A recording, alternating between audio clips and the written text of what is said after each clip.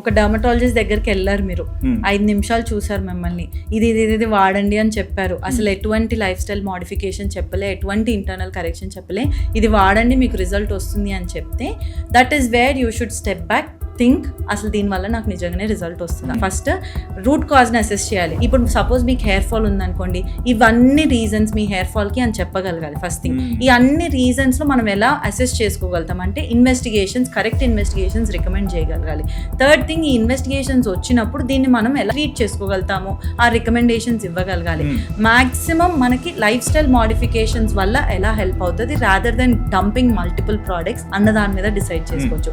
Last thing, ఇవన్నీ మీరు follow అవుతున్నారు కాబట్టి ఈ ప్రోడక్ట్స్ వాడితే మీకు అది యాడ్ ఆన్ ఫ్యాక్టర్, అది హెల్ప్ అవుతుంది అన్న వాళ్ళు, that is how you choose. మీరు డర్మటాలజిస్ట్ దగ్గరికి వెళ్ళినప్పుడు ఏదైనా ట్రీట్మెంట్ చేయించుకోవాలి అనుకుంటే you ask them for before after pictures, దాన్ని బట్టి కూడా మీరు జడ్జ్ చేయవచ్చు, రైట్? సో అంటే వాళ్ళకి నిజంగానే బెనిఫిట్ వచ్చిందంటే అది కనిపించేస్తుంది. So that way you can assess and మీకు కూడా ఒక ట్రస్ట్ బిల్డ్ అవుతుంది.